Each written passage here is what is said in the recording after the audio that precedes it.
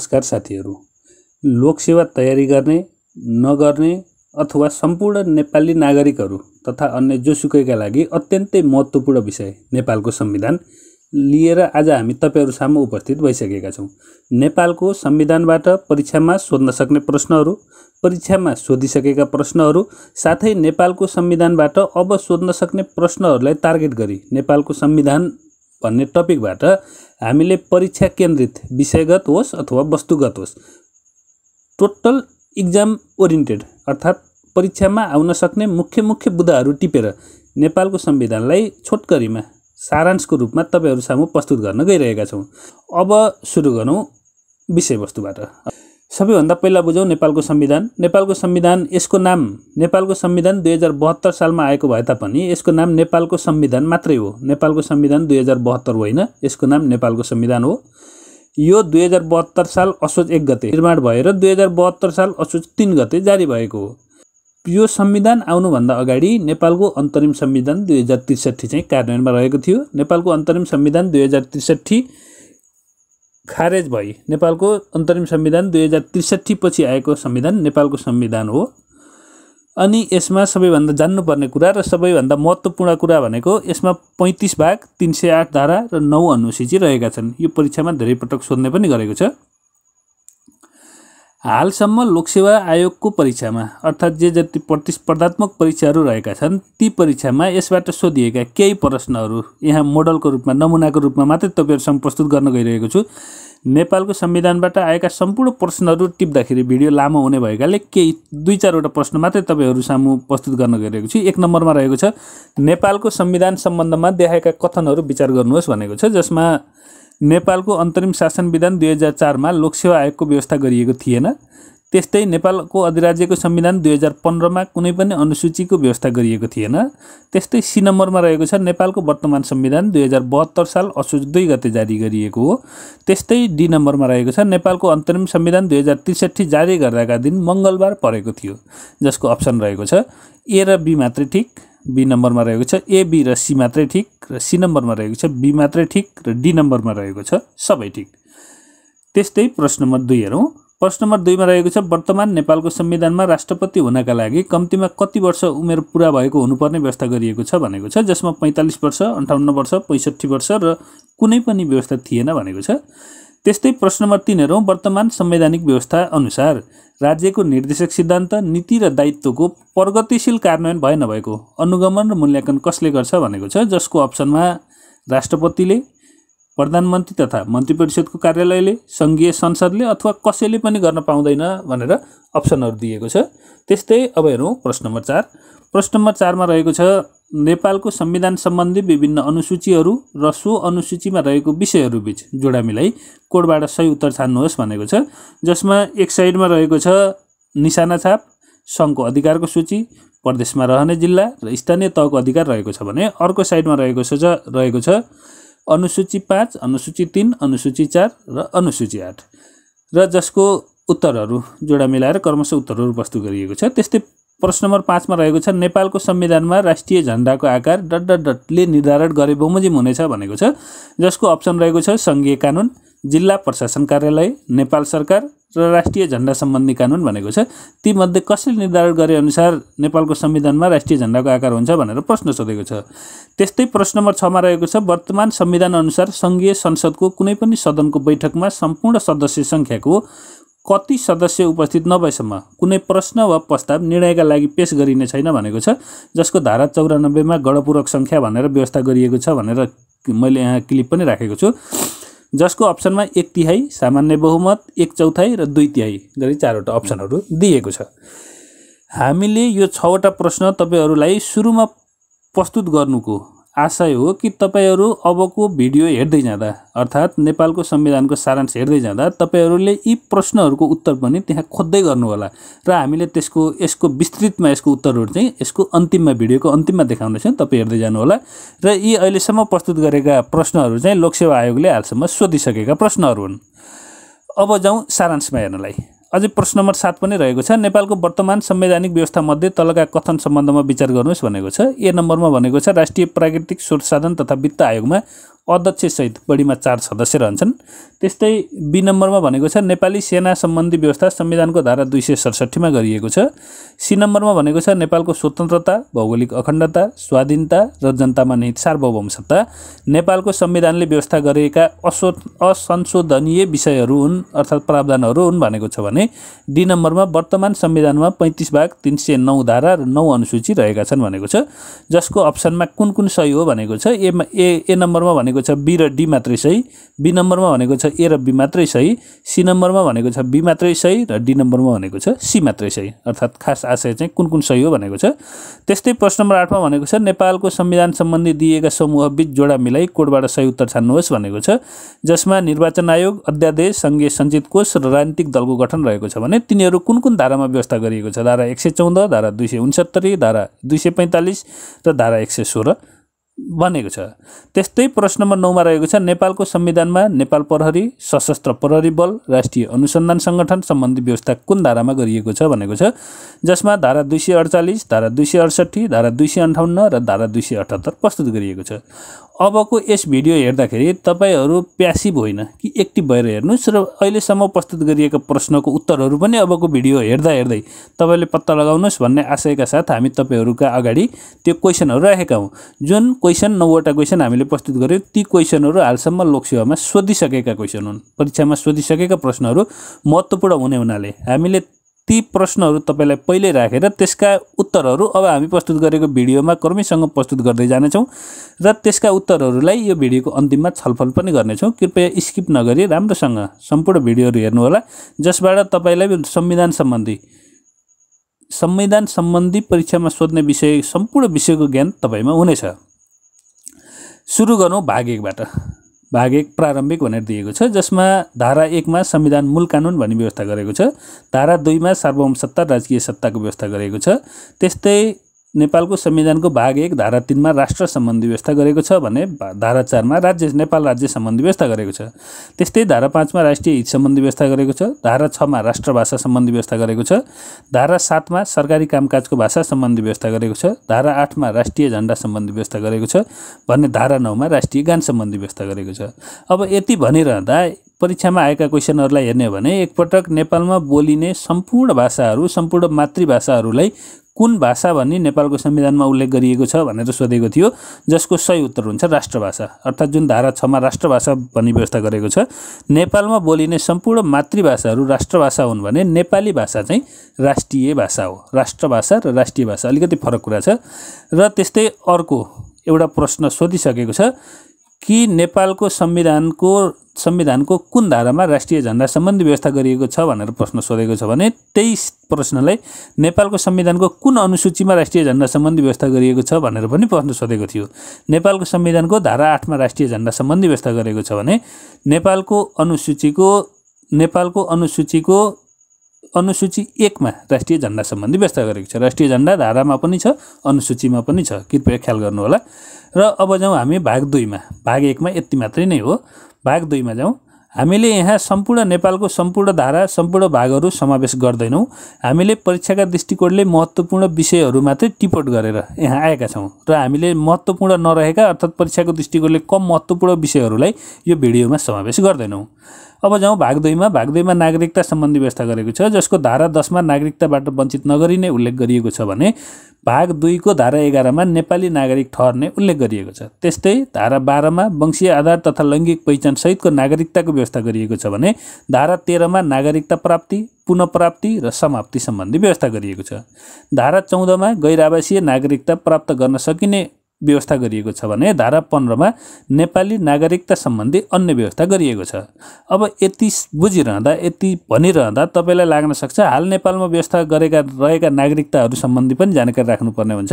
हाल नेपालमा 4 किसिमको नागरिकताहरुको व्यवस्था रहेको छ जसमा वंशजको नागरिकता, अंगीकृत नागरिकता, सम्मानार्थ नागरिकता र गैर आवासीय नागरिकता गरी 4 किसिमको नागरिकता रहेका छन्।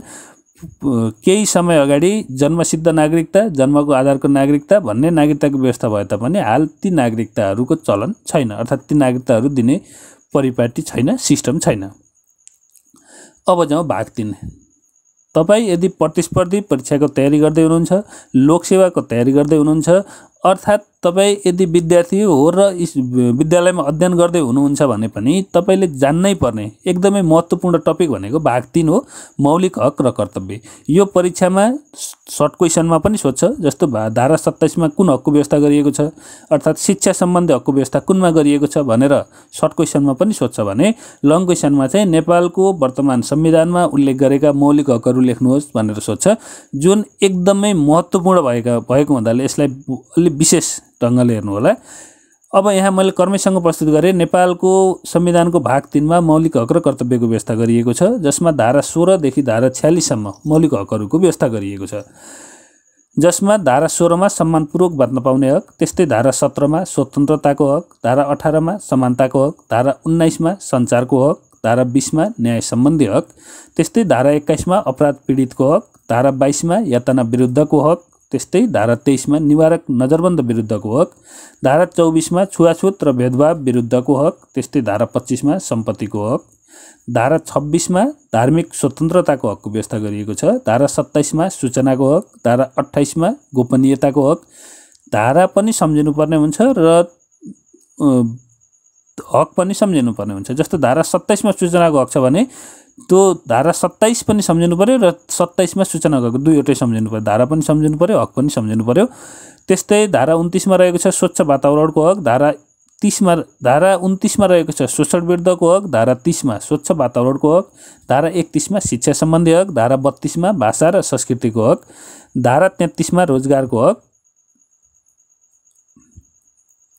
त्यस्तै धारा 34 मा रहेको छ श्रमको हक, धारा 35 मा रहेको छ स्वास्थ्य सम्बन्धी हक, धारा 36 मा रहेको छ खाद्य सम्बन्धी हक, धारा 37 मा रहेको छ आवासको हक, धारा 38 मा रहेको छ महिलाको हक, धारा 39 मा रहेको छ बालबालिकाको हक र धारा 40 मा रहेको छ दलितको हक। त्यस्तै धारा 41 मा रहेको छ ज्येष्ठ नागरिकको हक, धारा 42 मा रहेको छ सामाजिक न्यायको हक, धारा 43 मा रहेको छ सामाजिक सुरक्षाको हक, धारा 44 मा रहेको छ उपभोक्ताको हक, धारा 45 मा रहेको छ देश निकाला विरुद्धको हक र धारा 46 अर्थात् अन्तिम मौलिक हक रहेको छ संवैधानिक उपचारको हक र धारा 47 मा मौलिक हकको कार्यान्वयन सम्बन्धी व्यवस्था गरिएको छ। धारा 46 संवैधानिक उपचारको हकसम्म चाहिँ यो नेपालको संविधानको मौलिक हकहरू रहेका हुन् र धारा 47 मा उक्त मौलिक हकको कार्यान्वयन सम्बन्धमा व्यवस्था गरिएको छ भने धारा 48 मा नागरिकका कर्तव्यको व्यवस्था गरिएको छ। नेपालको संविधान अनुसार नागरिकका कर्तव्य के हुन् लेख्नुहोस् भनेर पनि धेरै पटक परीक्षामा सोधिसकेको छ। अब यतिन्जेल भनिसकेका मौलिक हकहरू हामी महत्त्वपूर्ण पनि हुन्छ भन्यौँ भने अब यसलाई कसरी सम्झने? अब हेर्नु सम्झने तरिका। मौलिक हक सम्झनेलाई एउटा कविताको माध्यमबाट मौलिक हक सम्झिने हामीले त एउटा कविताको माध्यमबाट मौलिक हक सम्झने हामीले एउटा तरिका यहाँ निकालेका छौँ, जुन तपाईँको लागि पनि फाइदाजनक हुनसक्छ, जसमा सम्मान स्वतन्त्र समान सञ्चार, न्याय अपराध यातना निवारक, छुवाछुत सम्पत्ति धार्मिक सूचना, गोप्य शोषण स्वच्छ शिक्षा, त्यस्तै भाषा रोजगार श्रम स्वास्थ्य खाद्य आवास महिला बालक दलित ज्येष्ठ न्याय सुरक्षा उपभोक्ताको देश संवैधानिक उपचार भनेर एउटा कविता याद गरेर यसको माध्यमबाट कर्मैसँग मौलिक हकहरू सम्झन सकिन्छ। धेरै साथीहरूले भन्नुभएको र धेरै साथीहरूले गर्नुभएको तरिका अनुसार अगाडिको अक्षरबाट पनि मौलिक हक सम्झिन सजिलो हुन्छ भन्नुहुन्छ। जस्तै स्वतन्त्रको सो सम्झिनुहोस्, सम्मानको स, सञ्चारको स, सम्मानको अनि न्यायको न, यसरी सम्झिँदा पनि मौलिक हक सम्झिन चाहिँ सजिलो हुन्छ। तर त्यसमा के सजिलो हुन्छ भने जस्तो सम्मानको अगाडि पनि स आउने, सम्मानको अगाडि पनि स आउने, सञ्चारको अगाडि पनि स आउने, त्यस्तो हुँदा कुन सबाट के हो भन्ने सम्झिनै दुःख हुन्छ पछि फेरि। जस्तो स आयो भने सबाट सम्मान हो कि समान हो कि सञ्चार हो कि, यस्तो दुःख हुने हुनाले हामीले वर्ड लिएर बनाएका छौँ, जसबाट कन्फ्युजन हुने सम्भावना एकदमै कम रहन्छ। र यदि कविता जान्नुभयो भने तपाईँ सबै हकहरू सम्झिन सक्नुहुन्छ। र जसको अर्थ पनि हेरौँ, सम्मानको अर्थ रहेको छ धारा 16 मा रहेको सम्मानपूर्वक बाँच्न पाउने हक, स्वतन्त्रको अर्थ रहेको छ स्वतन्त्रताको हक, समानको अर्थ रहेको छ समानताको हक, सञ्चारको अर्थ रहेको छ सञ्चारको हक, न्यायको अर्थ रहेको छ न्याय सम्बन्धी हक, अपराधको अर्थ रहेको छ अपराध पीडितको हक, त्यस्तै यातनाको अर्थ रहेको छ यातना विरुद्धको हक, निवारकको अर्थ रहेको छ निवारक नजरबन्द विरुद्धको हक, त्यस्तै छुवाछुतको अर्थ रहेको छ छुवाछुत र भेदभाव विरुद्धको हक, सम्पत्तिको अर्थ रहेको छ सम्पत्तिको हक, धार्मिकको अर्थ रहेको छ धार्मिक स्वतन्त्रताको हक,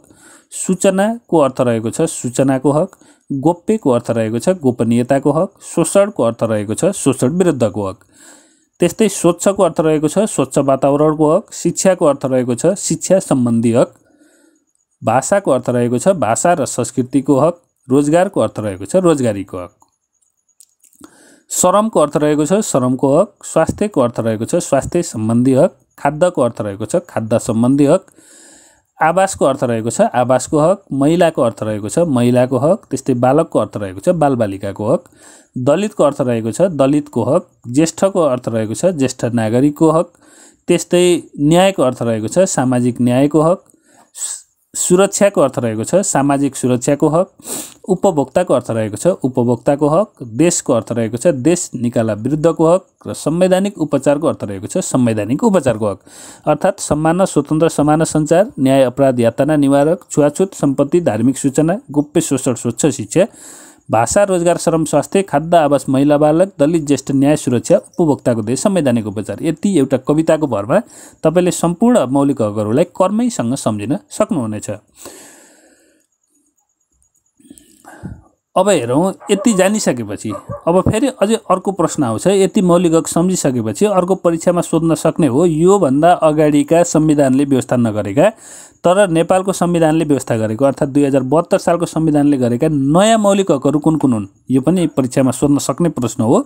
त्यसैले अब जानौँ थप गरिएका मौलिक हकहरू के हुन्। थप गरिएका मौलिक हकहरू एउटा हो सम्मानपूर्वक बाँच्न पाउने हक, धारा 16 मा रहेको। त्यस्तै धारा 19 मा रहेको सञ्चारको हक, यो पनि अहिलेको संविधानले थप गरेको नयाँ मौलिक हक हो। त्यस्तै अर्को हक रहेको छ अपराध पीडितको हक। अपराध पीडितको हक पनि यो भन्दा अगाडिको संविधानमा व्यवस्था गरिएको थिएन, अहिलेको संविधानले व्यवस्था गरेको हक हो। त्यस्तै अर्को रहेको छ धार्मिक स्वतन्त्रताको हक, धारा 26 मा रहेको। त्यस्तै स्वच्छ वातावरणको हक, त्यस्तै खाद्य सम्बन्धी हक धारा 36 मा रहेको, मैले यहाँ धारा पनि उल्लेख गरेको छु। त्यस्तै धारा 37 मा रहेको आवासको हक, 40 मा रहेको दलितको हक, त्यस्तै धारा 41 मा रहेको ज्येष्ठ नागरिकको हक, धारा 44 मा रहेको उपभोक्ताको हक। यसलाई गर्दाखेरि 1 2 3 4 5 6 7 8 9 10 10वटा हक चाहिँ अहिलेको नेपालको संविधान 2072 मा आएका नयाँ हकहरू हुन्। यो परीक्षामा सोध्न सक्छ र अब्जेक्टिभमा पनि सोध्न सक्छ कि नेपालको संविधान 2072 ले कुन कतिवटा हकहरू कतिवटा नयाँ मौलिक हकहरूको व्यवस्था गरेको छ भनेर पनि सोध्न सक्छ। अथवा दिएका हकहरूमध्ये कुन हक नयाँ हक हो, दिएका हकहरूमध्ये कुन हक पहिलेदेखि संविधानमा रहिआएको हक हो भनेर पनि परीक्षामा प्रश्न जसरी पनि सोध्न सक्ने हुनाले, जसरी पनि घुमाएर सोध्न सक्ने हुनाले तपाईहरू अलिकति एक्टिभ भएर यो हकहरू चाहिँ ख्याल गर्नु होला। अब जुन 10वटा हकको कुरा गर्यो, सम्मानपूर्वक बाँच्न पाउने हक, सञ्चारको हक, अपराध पीडितको हक, धार्मिक स्वतन्त्रताको हक, स्वच्छ वातावरणको हक, खाद्य सम्बन्धी हक, आवासको हक, दलितको हक, ज्येष्ठ नागरिकको हक र उपभोक्ताको हकको कुरा गर्यौँ। अब यी हकहरूलाई सम्झिने कसरी, अब हेरौँ सम्झने तरिका। यहाँ हामीले एक सम्झने तरिका लिएका छौँ। सञ्चारकर्मीहरूले दलित ज्येष्ठ नागरिकलाई सम्मानपूर्वक स्वच्छ वातावरणमा राखी खाना खुवाई आवास उपलब्ध गराई धर्म परिवर्तन गर्न लगाएर अपराध गरे भन्ने उपभोक्ताको आरोप छ भन्ने यो एउटा लाइनलाई सम्झिनु होला र यो लाइनबाट सम्पूर्ण हकहरू निस्किन्छ। जस्तो सञ्चारबाट आयो सञ्चारको हक, त्यस्तै दलितबाट आयो दलितको हक, ज्येष्ठ नागरिकबाट आयो ज्येष्ठ नागरिकको हक, सम्मानबाट आयो सम्मानपूर्वक बाँच्न पाउने हक, स्वच्छबाट आयो स्वच्छको अर्थ रहेको छ स्वच्छ वातावरणको अर्थ रहेको छ स्वच्छ वातावरणको हक। त्यस्तै खानाको अर्थ रहेको छ खाद्य सम्बन्धी हक, आवासको अर्थ रहेको छ आवासको हक, धर्मको अर्थ रहेको छ धर्म सम्बन्धी हक अर्थात् धार्मिक स्वतन्त्रताको हक, अपराधको अर्थ रहेको छ अपराध पीडितको हक र उपभोक्ताको अर्थ रहेको छ उपभोक्ताको हक। अर्थात् 10वटा धाराहरू चाहिँ 10वटा हकहरू चाहिँ अहिले नयाँ नेपालको संविधानले ल्याएको नयाँ हकहरू हुन् भने अरू हकहरू चाहिँ पुरानै पहिलेदेखि नै कार्यान्वयनमा रहिआएका हकहरू हुन्। अब जाउँ हामी अर्को एकदमै महत्त्वपूर्ण टपिक भाग 4 अर्थात् राज्यको निर्देशक सिद्धान्त नीति तथा दायित्व, जसमा धारा 50 मा राज्यको निर्देशक सिद्धान्त सम्बन्धी व्यवस्था गरिएको छ भने धारा 51 मा राज्यको नीति तथा सिद्धान्तहरूको राज्यको नीति सम्बन्धी व्यवस्था गरिएको छ। 50 मा सिद्धान्त, 51 मा नीति सम्झिनु होला। अनि सिद्धान्त 4वटा र नीति 13वटा, यो पनि सम्झिनु होला किनभने अब्जेक्टिभमा धेरै पटक सोध्ने गरेको छ नेपालको निर्देशक सिद्धान्त कतिवटा छ र नेपालको नीति कतिवटा छ भनेर सोध्ने गरेको छ। यो पनि एकदमै महत्त्वपूर्ण छ, कृपया याद गर्नु होला। तपाईले निर्देशक सिद्धान्त 4वटा छ जस अनुसार राज्यको राजनैतिक उद्देश्य, राज्यको सामाजिक र सांस्कृतिक उद्देश्य, राज्यको आर्थिक उद्देश्य र राज्यको अन्तर्राष्ट्रिय सम्बन्ध भनी चारवटा निर्देशक सिद्धान्तहरू रहेका छन्। अब यसलाई कसरी सम्झिने भन्दा RAAS रास भनेर सम्झिनु होला। R भनेको राजनैतिक उद्देश्य, A भनेको आर्थिक उद्देश्य, अर्को A भनेको अन्तर्राष्ट्रिय र अर्को S भनेको सामाजिक र सांस्कृतिक उद्देश्य। त्यस्तै अब जाउँ धारा 51 मा राज्यका नीतिहरू। राज्यका नीतिहरू 13 वटा छन्। यो 13 वटा नीतिहरू कर्मैसँग याद गर्नु होला।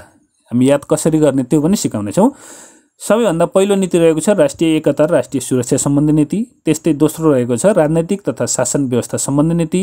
तेस्रो रहेको छ सामाजिक र सांस्कृतिक रूपान्तरण सम्बन्धी नीति। चौथो रहेको छ अर्थ, उद्योग र वाणिज्य सम्बन्धी नीति। पाँचौं रहेको छ कृषि र भूमि सुधार सम्बन्धी नीति। छैठौं रहेको छ विकास सम्बन्धी नीति। सातौं रहेको छ प्राकृतिक साधन स्रोतको संरक्षण, सम्वर्धन र उपयोग सम्बन्धी नीति। आठौं रहेको छ नागरिकका आधारभूत आवश्यकता सम्बन्धी नीति। त्यस्तै नवौं रहेको छ श्रम र रोजगार सम्बन्धी नीति र दशौं रहेको छ सामाजिक न्याय र समावेशीकरण सम्बन्धी नीति।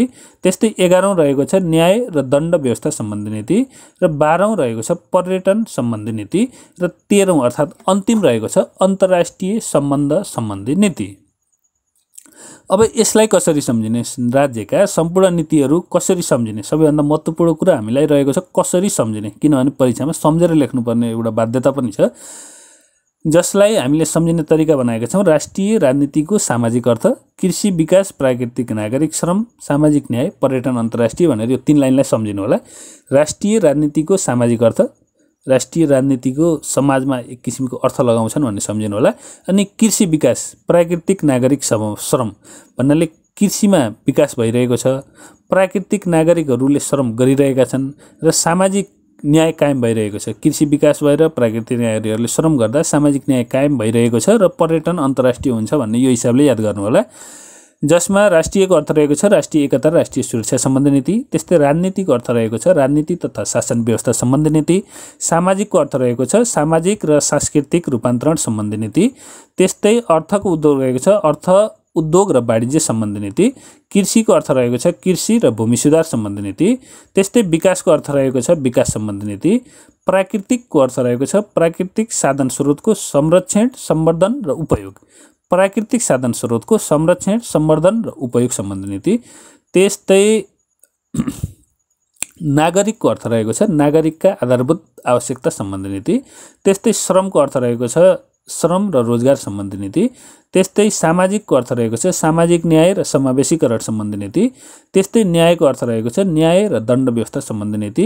अनि पर्यटनको अर्थ रहेको छ पर्यटन सम्बन्धी नीति। त्यस्तै अन्तर्राष्ट्रियको अर्थ रहेको छ अन्तर्राष्ट्रिय सम्बन्ध सम्बन्धी नीति। यो सम्बन्धी प्रश्नहरू अब्जेक्टिभमा पनि आउने र सब्जेक्टिभमा पनि नेपालको संविधानमा रहेका नीतिहरू लेख्नुस्, अथवा राष्ट्रिय एकता र राष्ट्रिय सुरक्षा सम्बन्धी नीतिमा के व्यवस्था गरिएको छ, अर्थ, उद्योग र वाणिज्य सम्बन्धी नीतिमा के व्यवस्था गरिएको छ, विकास सम्बन्धी नीतिमा के व्यवस्था गरिएको छ भनेर यो पनि सोध्ने हुनाले कृपया यसको लागि विस्तृतमा अध्ययन पनि गर्नु होला। सबै नीतिहरूको बारेमा पनि हेर्नु होला तपाईहरुले। र अब हामी त्यसपछि गयौं हामी धारा 55 मा। धारा 55 मा लेखिएको छ अदालतमा प्रश्न उठाउन नसकिने, अर्थात् नेपालको निर्देशक सिद्धान्त र नीतिहरू कार्यान्वयन भए नभएको सम्बन्धमा अदालतमा प्रश्न उठाउन नसकिने भन्ने स्पष्ट संविधानमा नै व्यवस्था गरिएको छ। जसमा लेखिएको छ यस भागमा लेखिएको कुनै विषय कार्यान्वयन भयो वा नभएको सम्बन्धमा कुनै अदालतमा प्रश्न उठाउन सकिने छैन। यो संविधानमा नै व्यवस्था गरिएको हो। त्यस्तै अर्को रह्यो, अब गयौं हामी भाग 5 मा। भाग 5 मा रहेको छ राज्यको संरचना, राज्य शक्तिको बाँडफाँड। जसमा धारा 56 मा रहेको छ राज्यको संरचना, धारा 57 मा रहेको छ राज्य शक्तिको बाँडफाँड, धारा 58 मा रहेको छ अवशिष्ट अधिकार। अवशिष्ट अधिकार भन्नाले के बुझिन्छ भनेर धेरै पटक परीक्षामा पनि सोधिसकेको छ, जसले गर्दा मैले यहाँ अवशिष्ट अधिकारको डेफिनेसन संविधानको नेपालको संविधान अनुसार नै लेखेँ। अवशिष्ट अधिकार भन्नाले संविधानमा के उल्लेख गरिएको छ भने धारा 58 मा रहेको अवशिष्ट अधिकार भनेर यस संविधान बमोजिम संघ, प्रदेश तथा स्थानीय तहको अधिकारको सूची वा साझा सूचीमा उल्लेख नभएको वा यो संविधानमा कुनै तहले प्रयोग गर्ने भनी नतोकिएको विषयमा संघको अधिकार हुनेछ। जुन अधिकारहरू अन्य कुनै पनि निकायलाई तोकिएको छैन र बचेको छ भने त्यस्तो अधिकार संघको अधिकार हुनेछ भनेर स्पष्ट रूपमा धारा 58 मा अवशिष्ट अधिकारको व्यवस्था गरिएको छ। त्यस्तै अब जाउँ भाग 6 मा। भाग 6 मा रहेको छ राष्ट्रपति र उपराष्ट्रपति सम्बन्धी व्यवस्था। हाम्रो संविधानमा 35 भाग 308 धारा र 9 अनुसूची रहेको छ। हामी यस भिडियोको अर्थात् यस सेसनमा सम्पूर्ण कुराहरू स्पष्ट हुनेछौँ। सम्पूर्ण परीक्षाका दृष्टिले महत्त्वपूर्ण सम्पूर्ण विषयहरू हामी समेट्नेछौँ यसमा, जसमा धारा 61 मा राष्ट्रपति सम्बन्धी व्यवस्था गरिएको छ, धारा 62 मा राष्ट्रपतिको निर्वाचन सम्बन्धी व्यवस्था गरिएको छ र राष्ट्रपतिको निर्वाचन सम्बन्धी व्यवस्थामा स्पष्ट भनिएको छ राष्ट्रपतिको निर्वाचन सङ्घीय संसदका सदस्य र प्रदेश सभाका सदस्य मतदाता रहेको निर्वाचक मण्डलबाट हुनेछ। सङ्घीय संसदका सदस्य र प्रदेश सभाका सदस्यको मतभार सङ्घीय कानुन बमोजिम फरक फरक हुनेछ भनेर संविधानमा नै व्यवस्था गरिएको छ। त्यस्तै धारा 63 मा राष्ट्रपतिको पदावधिको व्यवस्था गरिएको छ भने धारा 64 मा राष्ट्रपतिको योग्यताको व्यवस्था गरिएको छ। अब यति भन्दा तपाईलाई कन्फ्युज के लाग्न सक्छ भने राष्ट्रपति हुनलाई के योग्यता चाहिन्छ होला, कस्ता कस्ता व्यक्ति योग्यता राष्ट्रपति हुन सक्छन् भन्ने लाग्न सक्छ। त्यसैले राष्ट्रपतिको योग्यतालाई हामीले अलि डिटेलमा हेरौँ। राष्ट्रपतिको योग्यता हुनका लागि देहाय बमोजिमका व्यक्ति योग्य हुनेछन् भनेको छ, जसमा सङ्घीय संसदको सदस्य हुन योग्य भएको, कम्तीमा 45 वर्ष उमेर पुरा भएको र कुनै कानुनले अयोग्य नभएको व्यक्ति राष्ट्रपति हुनका लागि योग्य हुनेछ। जसमा जुनसुकै कुरा लेखिएको भए तापनि 2 पटक राष्ट्रपति निर्वाचन भइसकेको व्यक्ति राष्ट्रपतिको निर्वाचनमा उम्मेदवार हुन सक्ने छैन भनेर स्पष्ट व्यवस्था गरिएको छ। यसैले गर्दा पनि धेरै पटक कुराहरू उठ्न सक्छन्। राष्ट्रपति बनाउन, प्रधानमन्त्री बनाउनका लागि निश्चित एजुकेसन सिस्टमलाई राखौँ, यति पढेको भन्दा बढी यति जतिसुकै राखौँ, एउटा क्राइटेरिया राखौँ, त्यहाँभन्दा बढी पढेकोले मात्रै हुन पाउने, त्यहाँभन्दा बढी अनुभवले मात्रै हुन पाउने भनेर पनि विभिन्न पटक एउटा छलफलको विषय पनि रहेको छ। र नेपालको संविधानले उल्लेख गर्नुअनुसार राष्ट्रपतिको योग्यता हुनका लागि शिक्षा अर्थात् पढाइ सम्बन्धी कुनै व्यवस्था छैन। मात्रै के व्यवस्था छ, सङ्घीय संसदको सदस्य हुन योग्य भएको हुनुपर्छ, 45 वर्ष उमेर पुरा भएको हुनुपर्छ, कानुनले अयोग्य नभएको हुनुपर्छ, त्यति मात्रै व्यवस्था गरिएको छ। अब हामी गयौँ धारा 65 राष्ट्रपतिको पद रिक्त हुने अवस्था। अब राष्ट्रपतिको पद के भएमा रिक्त हुन्छ भनेको छ, त्यसलाई पनि हेरौँ अलि डिटेलमा। देखाएको अवस्थामा राष्ट्रपतिको पद रिक्त हुनेछ। एउटा सबैभन्दा पहिलो भनेको राजीनामा दिएमा, दोस्रो भनेको महाअभियोगको प्रस्ताव पारित भएमा, तेस्रो पदावधि समाप्त भएमा र चौथो मृत्यु भएमा। अब त्यस्तै धारा 66 मा रहेको छ राष्ट्रपतिको काम, कर्तव्य र अधिकार, जुन सङ्घीय कानुन बमोजिम हुने भनेको छ। अनि धारा 67 मा रहेको छ उपराष्ट्रपति, धारा 68 मा रहेको छ उपराष्ट्रपतिको पद रिक्त हुने अवस्थाहरू। उपराष्ट्रपति सम्बन्धी अन्य व्यवस्था भनेर धारा 69 मा रहेको छ। नेपालमा एउटा उपराष्ट्रपति रहने, राष्ट्रपतिको अनुपस्थितिमा राष्ट्रपतिबाट गरिने कार्यहरू उपराष्ट्रपतिबाट सम्पादन गरिनेछ भनेर स्पष्ट रूपमा व्यवस्था धारा 69 मा गरिएको छ। त्यस्तै धारा 70 मा गरिएको छ राष्ट्रपति र उपराष्ट्रपति फरक फरक लिङ्ग वा समुदायको हुने भनेर भनिएको छ। जस्तो राष्ट्रपति पुरुष भएको बेला उपराष्ट्रपति महिला हुनुपर्ने वा राष्ट्रपति महिला भएको बेला उपराष्ट्रपति पुरुष हुनुपर्ने भनी फरक फरक लिङ्ग र फरक फरक समुदायको समेत फरक फरक समुदायबाट समेत हुनुपर्नेछ भनेर नेपालको संविधानको धारा 70 मा व्यवस्था गरिएको छ। जसमा स्पष्ट रूपमा के भनिएको छ भने यस संविधान बमोजिम राष्ट्रपति र उपराष्ट्रपतिको निर्वाचन फरक फरक लिङ्ग वा समुदायको प्रतिनिधित्व हुने गरी गर्नुपर्नेछ भनेर स्पष्ट रूपमा नेपालको संविधानको धारा 70 मा भनिएको छ। यो परीक्षामा कसरी आउन सक्छ भने नेपालको संविधान बमोजिम राष्ट्रपति र उपराष्ट्रपतिको निर्वाचन फरक फरक लिङ्ग वा समुदायको प्रतिनिधित्व हुने गरी गर्नुपर्नेछ भन्ने नेपालको संविधानको कुन धारामा उल्लेख गरिएको छ भनेर पनि प्रश्न सोध्न सक्छ, जुन धारा 70 मा उल्लेख गरिएको छ। त्यस्तै धारा 77 मा उल्लेख गरिएको छ प्रधानमन्त्री तथा मन्त्री परिषद रिक्त हुने अवस्था भनेर उल्लेख गरिएको छ। जसमा स्पष्टसँग के भनिएको छ भने देखाएको कुनै अवस्थामा प्रधानमन्त्रीको पद रिक्त हुनेछ। हामीले यहाँ दुईटा कुरा हेर्छौँ, एउटा प्रधानमन्त्रीको पद रिक्त हुने अवस्था, अर्को मन्त्री परिषदको पद रिक्त हुने अवस्था। पहिला हेरौँ प्रधानमन्त्रीको पद रिक्त हुने अवस्था। राष्ट्रपति समक्ष लिखित राजीनामा दिएमा र मृत्यु भएमा, यो त एकदम सबैमा हुने कुरा हो, सबै पदहरू रिक्त हुन्छन्। त्यस्तै धारा 100 बमोजिम विश्वासको प्रस्ताव पारित हुन नसकेमा वा निजको विरुद्ध अविश्वासको प्रस्ताव पारित भएमा, विश्वासको प्रस्ताव पारित हुन नसकेमा अथवा अविश्वासको प्रस्ताव पारित भएमा, त्यस्तै प्रतिनिधि सभाको सदस्य नरहेमा वा मृत्यु भएमा। त्यस्तै अब हेरौँ मन्त्रीको पद, मन्त्रीको पद रिक्त हुने अवस्था। राजीनामा दिएमा र मृत्यु हुने त यो सबैमा भनिसकेँ मैले, राजीनामा दिएमा। त्यस्तै प्रधानमन्त्रीले निजलाई पदमुक्त गरेमा, मन्त्रीलाई यदि प्रधानमन्त्रीले पदमुक्त गरेमा। त्यस्तै क ख ग बमोजिम प्रधानमन्त्रीको पद रिक्त भएमा। उपधारा 1 को खण्ड क ख ग भन्नाले माथिल्लो बमोजिम भन्यो यसले, यहाँ अनुसार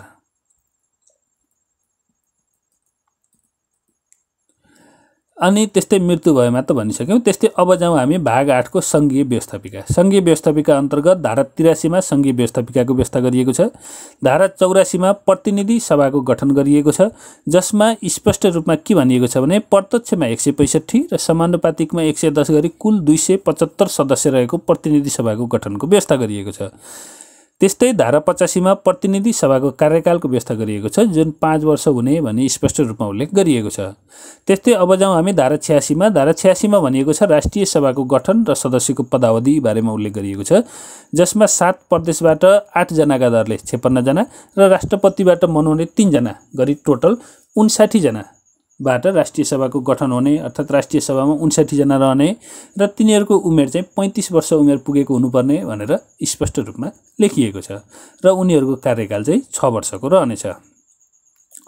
त्यस्तै धारा 87 मा रहेको छ सदस्यको लागि योग्यता सम्बन्धी व्यवस्था रहेको छ, जसमा सदस्यका लागि राष्ट्रिय सभाको सदस्यका लागि योग्यता भन्नाले देखाएका योग्यता भएका व्यक्ति सङ्घीय संसदको सदस्य हुनका योग्य हुनेछन्। प्रतिनिधि सभा राष्ट्रिय सभा दुवैका लागि हो यो, जसमा नेपाली नागरिक हुनुपर्ने छ। प्रतिनिधि सभाको लागि 25 वर्ष, राष्ट्रिय सभाका लागि 35 वर्ष उमेर पुरा गरेको हुनुपर्ने छ। परीक्षामा सोध्न सक्ने महत्त्वपूर्ण प्रश्न हो यो। प्रतिनिधि सभाका लागि 25 वर्ष, राष्ट्रिय सभाका लागि 35 वर्ष, यो ख्याल गर्नुहोला। त्यस्तै नैतिक पतन देखिने फौजदारी कसुरमा सजाय नपाएको हुनुपर्ने छ भने सङ्घीय कानुनले अयोग्य नभएको हुनुपर्ने छ। अरू त सामान्य हो, नेपाली नागरिक पनि सामान्य कुरा भयो। नैतिक पतन देखिने फौजदारी कसुरमा सजाय नपाएको यो पनि सामान्य कुरा भयो। कुनै सङ्घीय कानुनले अयोग्य नभएको यो पनि सामान्य कुरा भयो। र यो प्रतिनिधि सभाका लागि 25 वर्ष र राष्ट्रिय सभाका लागि 35 वर्ष, यो चाहिँ याद गर्नुहोला।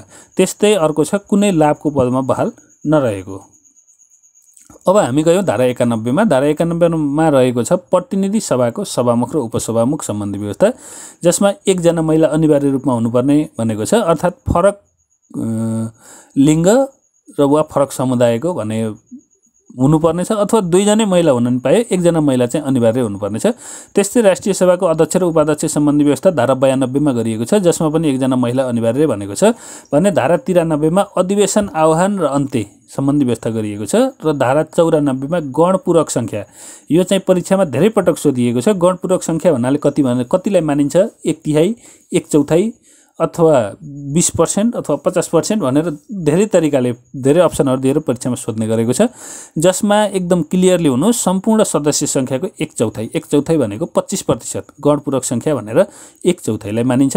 यदि गणपूरक सङ्ख्या अर्थात् 1/4 उपस्थित भएको छैन भने कुनै पनि विषयमा निर्णय गर्न र प्रस्ताव पेश गर्न पाइने छैन। यो पनि संविधानमा स्पष्ट रूपमा व्यवस्था गरिएको छ। त्यस्तै धारा 95 मा राष्ट्रपतिबाट सम्बोधनको व्यवस्था गरिएको छ भने धारा 96 मा उपप्रधानमन्त्री, प्रधानमन्त्री, राज्य मन्त्री र सहायक मन्त्रीले दुवै बैठकमा भाग लिन पाउने व्यवस्था गरिएको छ। त्यस्तै धारा 97 मा समितिको गठन सम्बन्धी व्यवस्था गरिएको छ। धारा 98 मा सदस्यको स्थान रिक्त रहेको अवस्थामा सदनको कार्य सञ्चालन सम्बन्धी व्यवस्था गरिएको छ भने धारा 99 मा मतदान सम्बन्धी व्यवस्था गरिएको छ र धारा 100 मा विश्वासको मत र अविश्वासको प्रस्ताव सम्बन्धी व्यवस्था गरिएको छ। धारा 101 मा महाअभियोग सम्बन्धी व्यवस्था गरिएको छ। यो महाअभियोग सम्बन्धी चाहिँ धेरै पटक परीक्षामा सोधिसकेको छ कि महाअभियोग कसलाई लगाउन पाइन्छ, एउटा प्रश्न सोध्ने गरेको छ भने महाअभियोग नेपालको संविधानको कुन धारामा उल्लेख गरिएको छ भनेर लगाउन पाइन्छ भनेर पनि प्रश्न सोधेको छ। नेपालको संविधानको धारा 100 महाअभियोग सम्बन्धी व्यवस्था धारा 101 मा उल्लेख गरिएको छ र महाअभियोग कसलाई लगाउन पाइन्छ कृपया त्यो चाहिँ तपाईले खोजेर कमेन्ट गर्नुहोला। मैले अहिले के भनिन त्यसको बारेमा। अब हेरौँ महाअभियोगका आधारहरू के भएमा महाअभियोग लगाउन पाइन्छ। कानुनको गम्भीर उल्लङ्घन गरेको खण्डमा, कार्यक्षमताको अभाव वा खराब आचरण भएको खण्डमा, वा इमान्दारपूर्वक आफ्नो पदीय कर्तव्यको पालन नगरेको खण्डमा, वा आचार संहिताको गम्भीर उल्लङ्घन गरेको कारणले आफ्नो पदीय जिम्मेवार पुरा गर्न नसकेमा। त्यस्तै अब जाउँ धारा 102 मा। धारा 102 मा रहेको छ अनाधिकार उपस्थित भएमा अथवा मतदान गरेमा सजाय सम्बन्धी व्यवस्था रहेको छ भने धारा 103 मा विशेष अधिकार रहेको छ। यो विशेष अधिकार नासुमा पनि सोधिसकेको छ भने अधिकृतमा पनि सोधिसकेको छ। नेपालको संविधानमा रहेका विशेष अधिकार के हुन् भनेको छ। यसलाई अलि डिटेलमा जान्नुपर्ने हुन्छ। 103 मा धारा 103 मा रहेको विशेष अधिकारलाई हेरौँ। विशेष अधिकारमा एउटा रहेको छ पूर्ण वाक स्वतन्त्रता रहनेछ। सदनमा व्यक्त गरेको कुनै कुरा, दिएको कुनै मतलाई लिएर कुनै पनि सदस्यलाई पक्राउ गर्न, थुनामा राख्न वा निज उप अदालतमा कारबाही चलाउन पाइने छैन। सदनमा व्यक्त गरेको कुराले लिएर सदनमा व्यक्त गरेको कुरालाई, सदनमा व्यक्त गरेको मतलाई लिएर निजलाई पक्राउ गर्न पनि पाइँदैन, थुनामा राख्न पनि पाइँदैन, निज उप अदालतमा कारबाही गर्न पनि पाइँदैन। सदनमा आफ्नो इच्छा लागेको कुरा उसले व्यक्त गर्न पाउँछ, उसलाई बोल्ने स्वतन्त्रता छ। पहिलो विशेष अधिकार हो यो। दोस्रो विशेष अधिकार रहेको छ आफ्नो काम कारबाही र निर्णय गर्ने पूर्ण अधिकार रहन्छ। सदनको कुनै कारबाही नियमित छ अथवा छैन भन्ने सम्बन्धमा कुनै पनि अदालतमा प्रश्न उठाउन पाइँदैन। त्यस्तै तेस्रो विशेष अधिकार रहेको छ सङ्घीय संसदको कुनै सदनको कुनै पनि कारबाहीमाथि त्यसको असल नियतबारे शङ्का उठाई कुनै टिक्का टिप्पणी गरिने छैन र कुनै सदस्यले बोलेको कुनै कुराको सम्बन्धमा जानी गलत अथवा भ्रामक अर्थ लगाई कुनै प्रकारको प्रकाशन वा प्रसारण गर्न पाइने छैन। त्यस्तै 4 नम्बरमा रहेको छ उपधारा 1 र 3 को व्यवस्था सङ्घीय संसदको सदस्य बाहेक सदनको बैठकमा भाग लिन पाउने अन्य व्यक्तिको हकमा पनि लागू हुनेछ भनेको छ। त्यस्तै 5 नम्बरमा रहेको छ सङ्घीय संसदको कुनै सदनले दिएको अधिकार अन्तर्गत कुनै लिखत, प्रतिवेदन, मतदान वा कारबाही प्रकाशित गरेको विषयलाई कुनै व्यक्ति उप अदालतमा कारबाही चल्ने छैन। त्यस्तै 6 नम्बरमा रहेको छ सङ्घीय संसदको कुनै पनि सदनलाई अधिवेशन बोलाइएको सूचना जारी भएपछि अधिवेशन अन्त्य नभएसम्मको अवधिभर पक्राउ गर्न पाइने छैन। तर फौजदारी अभियोगको कुनै सदस्यलाई सङ्घीय कानुन बमोजिम पक्राउ गर्न उपधाराले बाधा पुर्याएको मानिने छैन। अर्थात् अधिवेशनको सूचना जारी भएपछि अधिवेशन अन्त्य नभएसम्म पक्राउ गर्न चाहिँ पाइँदैन, तर फौजदारी अभियोग लागेको हो भने चाहिँ पाइन्छ भनेको छ। त्यस्तै 7 नम्बरमा भनेको छ विशेष अधिकारको हननलाई सङ्घीय संसदको अवहेलना मानिनेछ। कुनै विशेष अधिकारको हनन भएको छ कि छैन भन्ने सम्बन्धमा निर्णय गर्ने अधिकार सम्बन्धित सदनलाई मात्रै हुनेछ, अरूलाई हुने छैन। त्यस्तै 8 नम्बरमा रहेको छ कसैले कुनै सदनको अवहेलना गरेमा सम्बन्धित सदनको अध्यक्षता गर्ने व्यक्तिको सदनको निर्णयबाट सो व्यक्तिलाई सचेत गराउन, नसिहत दिन वा 3 महिनामा नबढ्ने गरी कैद गर्न वा 10,000 रुपैयाँसम्म जरिवाना गर्न सक्नेछ। त्यस्तो जरिवाना सरकारी बाँकी सरह असुल उपर गरिनेछ। तर सम्बन्धित सदनलाई सन्तोष हुने गरी त्यस्तो व्यक्तिले क्षमा याचना गरेमा सदनले क्षमा प्रदान गर्न वा तोकिसकेको सजायलाई माफी गर्न अथवा घटाउन सक्नेछ। यो एकदमै महत्त्वपूर्ण विषय हो। र 9 नम्बरमा रहेको छ सङ्घीय संसदको विशेष अधिकार सम्बन्धित अन्य व्यवस्था सङ्घीय कानुन बमोजिम हुनेछ भनेको छ। विशेष अधिकार सम्बन्धी व्यवस्था परीक्षामा पटक पटक सोधेको हुनाले यसलाई तपाईँले अलि विशेष दृष्टिकोणले हेर्नु होला।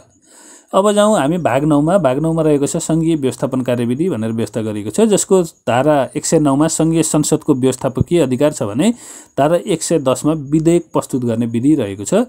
धारा 111 मा विधेयक पारित गर्ने विधि रहेको छ। त्यस्तै धारा 112 मा विधेयक फिर्ता लिने सम्बन्धी व्यवस्था रहेको छ भने धारा 113 मा विधेयकमा प्रमाणीकरण रहेको छ र धारा 114 मा अध्यादेश सम्बन्धी व्यवस्था रहेको छ। अध्यादेश सम्बन्धी व्यवस्था पनि एकदम महत्त्वपूर्ण र परीक्षामा सोधिरहने कुरा हो, जसमा अध्यादेशलाई हेर्दाखेरि सङ्घीय संसदको कुनै सदनको अधिवेशन चलिरहेको अवस्थामा बाहेक अन्य अवस्थामा तत्काल केही गर्न आवश्यक परेमा मन्त्री परिषदको सिफारिसमा राष्ट्रपतिले अध्यादेश जारी गर्न सक्नेछ भनेर स्पष्ट रूपमा अध्यादेशको बारेमा व्यवस्था गरिएको छ, जसमा जारी भएको अध्यादेश ऐन सरह मान्य हुनेछ। तर त्यस्तो प्रत्येक अध्यादेश जारी भएपछि बसेको सङ्घीय संसदको दुवै सदनमा पेश गरिनेछ र दुवै सदनले स्वीकार नगरेमा स्वतः निष्क्रिय हुनेछ। के कस्तो अवस्थामा अध्यादेश निष्क्रिय हुन्छ भनेर पनि परीक्षामा सोध्ने गरेको छ भने अध्यादेश भनेको के हो लेख्नुहोस् भनेर डेफिनेसन पनि परीक्षामा सोध्ने गरेको छ। त्यसैले यो एकदमै महत्त्वपूर्ण रहेको छ परीक्षाको दृष्टिकोणले। त्यस्तै अब जाउँ हामी भाग 10 सङ्घीय आर्थिक कार्यप्रणाली।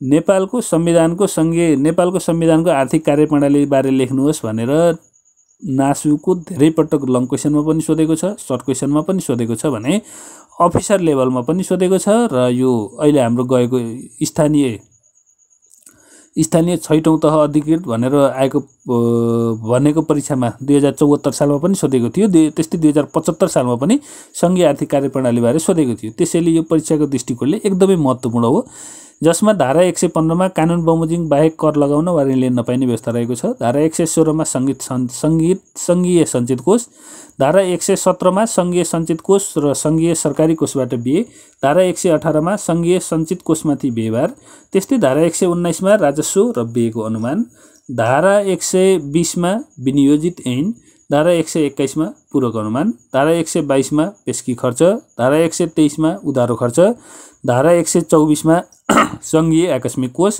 धारा 125 मा आर्थिक कार्यविधि सम्बन्धी ऐन रहेको छ, जुन धारा 115 देखि 125 सम्म सङ्घीय आर्थिक कार्यप्रणाली रहेको छ। त्यस्तै प्रदेश आर्थिक कार्यप्रणाली पनि रहेको छ र स्थानीय आर्थिक कार्यप्रणाली पनि रहेको छ। ती सबै परीक्षाका दृष्टिकोणले अत्यन्तै महत्त्वपूर्ण छन्। अब यसलाई सम्झने कसरी? महत्त्वपूर्ण त भन्यौँ हामी, महत्त्वपूर्ण भएपछि यसलाई सम्झिनु पनि पर्यो। सम्झिनका लागि अगाडिको अक्षरले सम्झिने, का स स सरा बिपुपे उ आ भनेर एउटा फर्मुला सम्झिनु होला। का स स सरा बिपुपे उ आ। का भन्नुको अर्थ कानुन बमोजिम बाहेक कर लगाउन र ऋण लिन नपाउने। स भन्नुको अर्थ सङ्घीय सञ्चित कोष। अर्को सको अर्थ रहेको छ सङ्घीय सञ्चित कोष वा सङ्घीय सरकारी कोषबाट बिहे। अझै अर्को सको अर्थ रहेको छ सङ्घीय सञ्चित कोषमाथि व्यवहार। त्यस्तै राको अर्थ रहेको छ राजस्व र व्ययको अनुमान। त्यस्तै बीको अर्थ रहेको छ विनियोजन ऐन। पुको अर्थ रहेको छ पूरक अनुमान। पेको अर्थ रहेको छ पेस्की खर्च। उको अर्थ रहेको छ उधारो खर्च।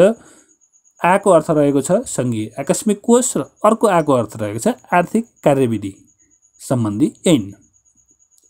त्यस्तै अब जाउँ हामी भाग 11 मा न्यायपालिका सम्बन्धी व्यवस्था गरिएको छ, जसमा धारा 126 मा न्याय सम्बन्धी अधिकार अदालतबाट प्रयोग हुने भनेर व्यवस्था गरिएको छ भने जसमा सर्वोच्च अदालत 1 वटा, उच्च अदालत 7 वटा र जिल्ला अदालत 77 वटा हुने स्पष्ट व्यवस्था गरिएको छ। त्यस्तै धारा 127 मा अदालतहरू सम्बन्धी व्यवस्था गरिएको छ। धारा 128 मा सर्वोच्च अदालत, जसमा प्रधान न्यायाधीशको अतिरिक्त 20 जना न्यायाधीशहरू रहने व्यवस्था गरिएको छ भने न्यायाधीशको पदावधि 6 वर्ष रहने भन्ने व्यवस्था गरिएको छ। यो प्रश्नमा परीक्षामा सोध्न सक्ने हो। एउटा प्रधान न्यायाधीशको अतिरिक्त कतिजना न्यायाधीश हुन्छ भन्ने पनि प्रश्न सोध्न सक्छ भने न्यायाधीशको पदावधि कति वर्ष रहन्छ भनेर पनि सोध्न सक्छ। त्यस्तै धारा 137 मा संवैधानिक इजलासको गठन सम्बन्धी व्यवस्था रहेको छ, जसमा स्पष्ट रूपमा के भनिएको छ भने सर्वोच्च अदालतमा एउटा संवैधानिक इजलास रहनेछ। त्यस्तो इजलासमा प्रधान न्यायाधीश र न्याय परिषदको सिफारिस प्रधान न्यायाधीशले तोकेको अन्य 4 जना न्यायाधीशहरू रहनेछन् भनेर स्पष्ट व्यवस्था गरिएको छ। त्यस्तै अब जाउँ हामी धारा 138 मा। धारा 138 मा वार्षिक प्रतिवेदन सम्बन्धी व्यवस्था गरिएको छ, जसमा सर्वोच्च अदालत, न्याय परिषद र न्याय सेवा आयोगले प्रत्येक वर्ष आफ्नो वार्षिक प्रतिवेदन राष्ट्रपति समक्ष पेश गर्नेछ र राष्ट्रपतिले त्यस्तो प्रतिवेदन प्रधानमन्त्री मार्फत सङ्घीय संसद समक्ष पेश गर्नेछ भनेर स्पष्ट रूपमा व्यवस्था गरिएको छ। त्यस्तै धारा 139 मा उच्च अदालत सम्बन्धी व्यवस्था गरिएको छ। उच्च अदालत हामी अघि नै कुरा गर्यौं, प्रत्येक प्रदेशमा एउटा उच्च अदालत रहनेछ र न्यायाधीशको उमेर चाहिँ 63, न्यायाधीशको उमेर चाहिँ 63 वर्षको रहनेछ। त्यस्तै धारा 148 मा जिल्ला अदालत सम्बन्धी व्यवस्था रहेको छ, जसमा 77 वटा जिल्ला अदालत रहने र न्यायाधीशको उमेर 63 वर्ष रहने व्यवस्था गरिएको छ। अब यसमा हामीले हेर्दाखेरि उच्च अदालत चाहिँ 7 वटा, प्रत्येक प्रदेशमा एउटा भन्नुको अर्थ 7 वटा र जिल्ला अदालत चाहिँ 77 वटा, सर्वोच्च अदालत चाहिँ एउटा। त्यस्तै धारा 153 मा न्याय परिषद सम्बन्धी व्यवस्था गरिएको छ। न्याय परिषदको गठनमा प्रधान न्यायाधीश अध्यक्ष, सङ्घीय कानुन तथा न्याय मन्त्री सदस्य, सर्वोच्च अदालतका वरिष्ठतम न्यायाधीश 1 जना सदस्य, राष्ट्रपतिले प्रधानमन्त्रीको सिफारिसमा नियुक्ति गरेको 1 जना कानुनविद सदस्य र नेपाल बार एसोसिएसनको सिफारिसमा राष्ट्रपतिद्वारा नियुक्त कम्तीमा 20 वर्षको अनुभव प्राप्त वरिष्ठ अधिवक्ता वा अधिवक्ता सदस्य भनेको छ। यो धेरै पटक परीक्षामा सोधिसकेको छ। नेपाल न्याय परिषदको गठन सम्बन्धी व्यवस्था लेख्नुहोस् भनेर सोधेको छ र अब यसलाई सम्झिने कसरी, महत्त्वपूर्ण कुरालाई सम्झिनु पनि पर्छ। सम्झने सूत्र रहेको छ प्रकाश अब कानुनविद भनेर सम्झिनु होला। न्याय परिषदको गठन भन्दा बित्तिकै प्रकाश अब कानुनविद भनेर सम्झिनु होला, जसमा प्र भनेको प्रधान न्यायाधीश, का भनेको कानुन मन्त्री, स भनेको सर्वोच्च अदालतको वरिष्ठतम न्यायाधीश,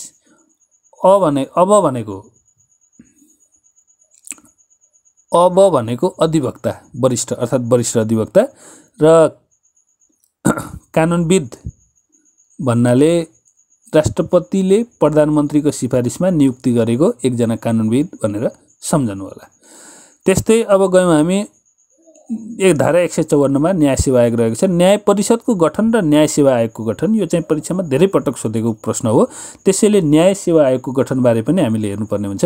अब हेरौँ न्याय सेवा आयोग।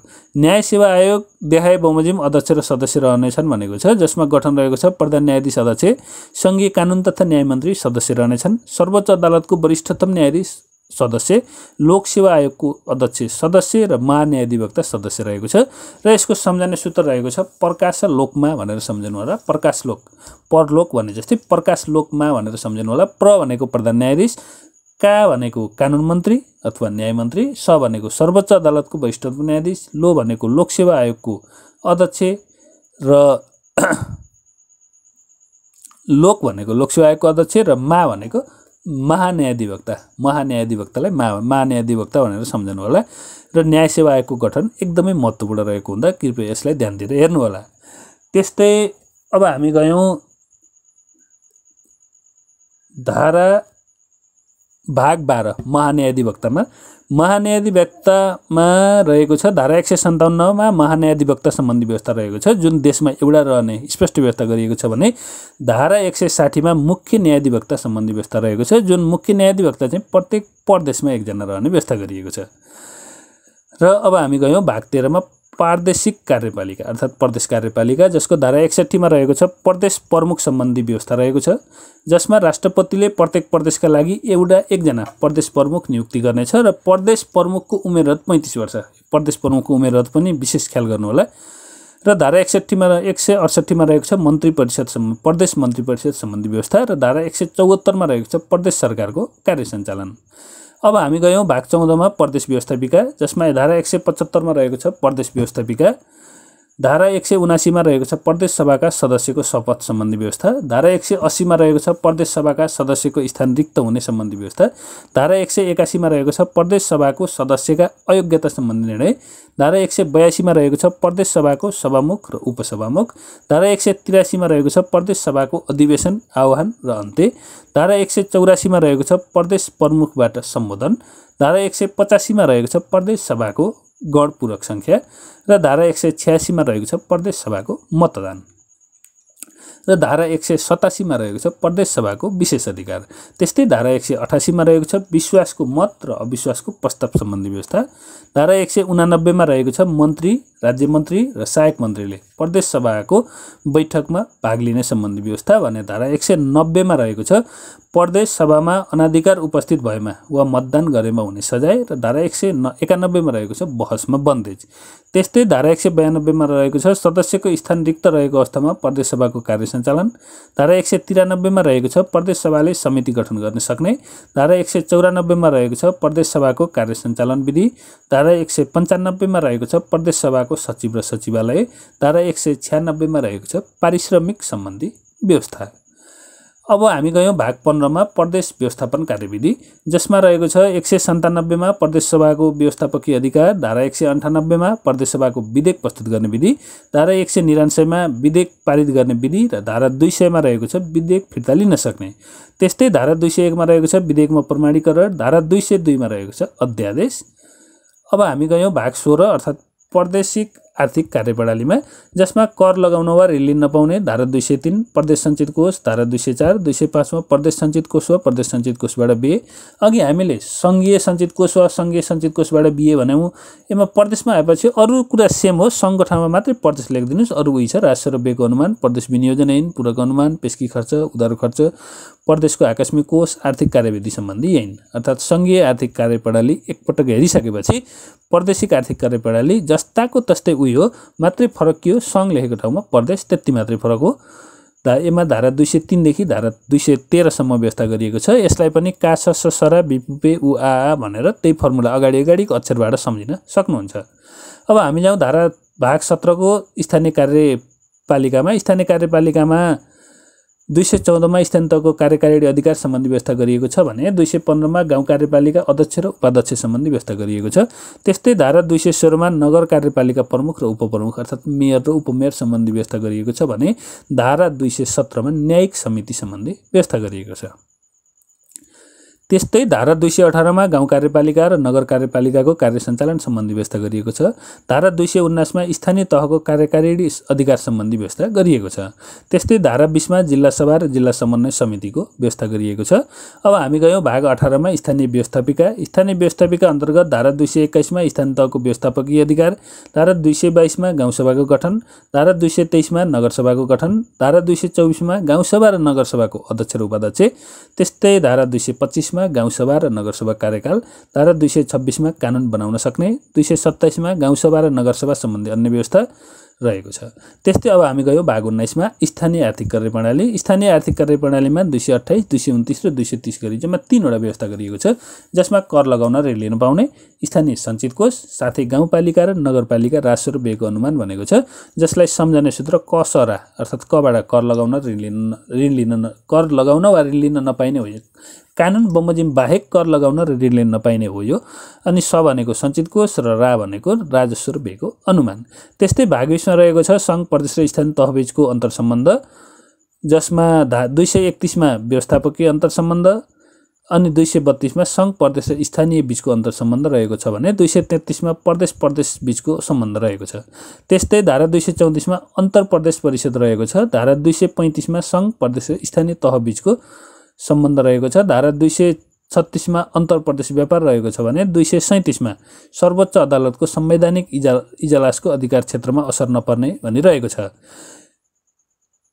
नेपालको संविधान अनुसार सङ्घ प्रदेश र स्थानीय तहबीच के कस्तो अन्तर्सम्बन्ध रहेको छ भनेर 2076 सालको अधिकृत 6औं, 2076 सालको अधिकृत, 2075 सालको अधिकृत, 2076 सालको स्थानीय 5औं र 2074 सालको नासुमा सोधेका प्रश्नहरू हुन्।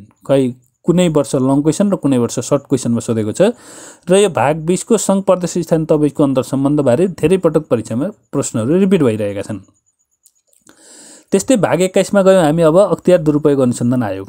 अब संवैधानिक स्वतन्त्र संवैधानिक निकायमा पुग्यौँ हामी। भाग 21 मा अख्तियार दुरुपयोग अनुसन्धान आयोग सम्बन्धी व्यवस्था रहेको छ, जसको धारा 38 र 39 मा व्यवस्था गरिएको छ भने भाग 22 मा महालेखा परीक्षक सम्बन्धी व्यवस्था गरिएको छ, जसको पनि दुईवटा धारा अर्थात् धारा 240 र 241 मा व्यवस्था गरिएको छ। त्यस्तै भाग 23 मा रहेको छ सङ्घीय लोकसेवा आयोग, जसमा 242, 243 र 244 धारामा सङ्घीय लोकसेवा आयोगको व्यवस्था गरिएको छ। त्यस्तै भाग 24 मा रहेको छ निर्वाचन आयोग, जसको 245, 246 र 247 मा व्यवस्था गरिएको छ भने भाग 25 मा रहेको छ राष्ट्रिय मानव अधिकार आयोग, जसको धारा 248, 249 मा व्यवस्था गरिएको छ। त्यस्तै भाग 26 मा रहेको छ राष्ट्रिय प्राकृतिक स्रोत तथा वित्तीय आयोग, जसको धारा 250, 251 मा व्यवस्था गरिएको छ भने भाग 27 मा रहेको छ अन्य आयोगहरू भनेर, जसमा धारा 252 राष्ट्रिय महिला आयोग, त्यस्तै राष्ट्रिय दलित आयोग, समावेशी आयोग, आदिवासी जनजाति आयोग, मधेसी आयोग, थारू आयोग, मुस्लिम आयोग सम्बन्धी व्यवस्थाहरू रहेका छन्, जसलाई सम्झनाका लागि सजिलो सूत्र रहेको छ अमलोनी राप अ भनेर सम्झिने, जसमा अ भनेको 10 जम थामु भनेर पनि सम्झिने। अबाट अख्तियार दुरुपयोग अनुसन्धान आयोग, मबाट महाधिवक्ता कार्यालय, लोबाट लोकसेवा आयोग, निबाट निर्वाचन आयोग भनेर यसरी सम्झिने अमलोनी राप अ भनेर। अनि अ भनेको चाहिँ यो धारा 27 को अन्य आयोग हो। अन्य आयोगभित्र त अ भित्र फेरि के सम्झिने म सम्झिने अनि 10 जम थामु। म भनेको महिला आयोग, द भनेको दलित आयोग, स भनेको समावेशी आयोग, ज भनेको जनजाति आयोग, म भनेको मधेसी आयोग, था भनेको थारू आयोग र मुस्लिम आयोग। अमलो निराप अ भनेर सम्झिने। अमलो निराप अ, जहाँ अ भनेको चाहिँ 10 जम थामु भनेर सम्झिने। संविधान निकाय सम्झने सूत्र भनेर अमलो निराप अ भनेको 10 जम थामु भनेको छ। यो हामीले चर्चा गरिसक्यौँ। अब जाउँ भाग 28 मा राष्ट्रिय सुरक्षा सम्बन्धी व्यवस्था रहेको छ। राष्ट्रिय सुरक्षा परिषदमा 7 सदस्य रहने व्यवस्था रहेको छ, जसमा प्रधानमन्त्री अध्यक्ष, नेपाल सरकारको रक्षा मन्त्री सदस्य, गृहमन्त्री सदस्य, परराष्ट्र मन्त्री सदस्य, अर्थमन्त्री सदस्य, मुख्य सचिव सदस्य, प्रधान सेनापति वा नेपाली सेना सदस्य र रक्षा मन्त्रालयको सचिव सदस्य भनेको छ, सदस्य सचिव भनेको छ, जसलाई सम्झिने आइडिया चाहिँ परगिप अमुने। पबाट प्रधानमन्त्री, रबाट रक्षा मन्त्री, गिबाट गृहमन्त्री, पबाट परराष्ट्र मन्त्री, अबाट अर्थमन्त्री, मुबाट मुख्य सचिव र नेबाट नेपाली सेना गरेर 7 सदस्यको रहने भनेको छ, जसमा सदस्य सचिवको काम चाहिँ रक्षा मन्त्रालयको सचिवले गर्छ र यदि सदस्य सचिव पनि गन्ने हो भने चाहिँ 8 जना हुन्छ र होइन भने यसलाई सामान्यतया भन्दा चाहिँ 7 सदस्यको भनिन्छ, जसमा प्रधानमन्त्री, रक्षा मन्त्री, गृहमन्त्री, परराष्ट्र मन्त्री, अर्थमन्त्री, मुख्य सचिव र नेपाली सेना अथवा प्रधान सेनापति नेपाली सेनाको भनेर यति चाहिँ सम्झिनुपर्ने भयो। यो चाहिँ नेपालको राष्ट्रिय सुरक्षा परिषद सम्बन्धी व्यवस्था धारा कति धारामा व्यवस्था गरिएको छ एउटा प्रश्न हुन्छ भने राष्ट्रिय सुरक्षा परिषद गठन कसरी हुन्छ लेख्नुहोस् भनेर पनि परीक्षामा सोध्ने गर्दछ। त्यस्तै भाग 30 मा सङ्कटकालीन अधिकार सम्बन्धी व्यवस्था रहेको छ भने भाग 30 को धारा 273 मा सङ्कटकालीन व्यवस्था सम्बन्धी स्पष्ट व्यवस्था गरिएको छ र भाग 31 मा संविधान संशोधन सम्बन्धी व्यवस्था गरिएको छ, जसमा संविधान संशोधनमा 4 वटा कुरा असंशोधनीय राखेको छ भने अरूलाई संशोधन हुन सक्ने भनेको छ, जसमा देशको सार्वभौम सत्ता, भौगोलिक अखण्डता, त्यसपछि सार्वभौम सत्ता, भौगोलिक अखण्डता, स्वतन्त्रता र गरी चारवटा चिजहरूलाई असंशोधनीय विषय भनेर राखेको छ र अन्य कुराहरू चाहिँ संशोधन हुन सक्ने भन्ने स्पष्ट व्यवस्था गरिएको छ। जस्तै भाग 32 मा विविध रहेको छ, जसमा 275 मा जनमत संग्रह सम्बन्धी व्यवस्था, 276 मा माफी, 277 मा उपाधि, सम्मान र विभूषण छ भने 279 मा सन्धि वा सम्झौताको अनुमोदन, सम्मेलन, स्वीकृति वा समर्थन सम्बन्धी व्यवस्था रहेको छ।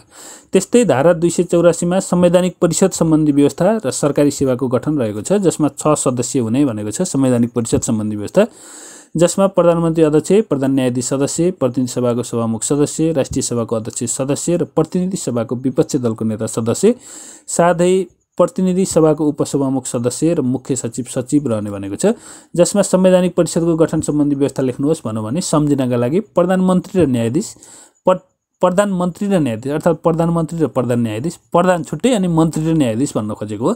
प्रधानमन्त्री र प्रधान न्यायाधीश, प्रतिनिधि सभाको सभामुख, उपसभामुख र विपक्षी दलको नेता, राष्ट्रिय सभाको अध्यक्ष र मुख्य सचिव भनेर यसरी सर्टकटमा सम्झिनु होला। त्यस्तै 286 मा निर्वाचन क्षेत्र निर्धारण आयोग भनेको छ, जसमा 5 सदस्य रहने व्यवस्था रहेको छ, जसमा सर्वोच्च अदालतको सेवानिवृत्त न्यायाधीश अध्यक्ष रहन्छन्, भूगोलविद 1 जना सदस्य, समाजशास्त्री वा मानवशास्त्री 1 जना सदस्य, प्रशासनविद वा कानुनविद 1 जना सदस्य र नेपाल सरकारको विशिष्ट श्रेणीको अधिकृत सदस्य सचिव रहने व्यवस्था धारा 286 मा निर्वाचन क्षेत्र निर्धारण आयोगले गरेको छ।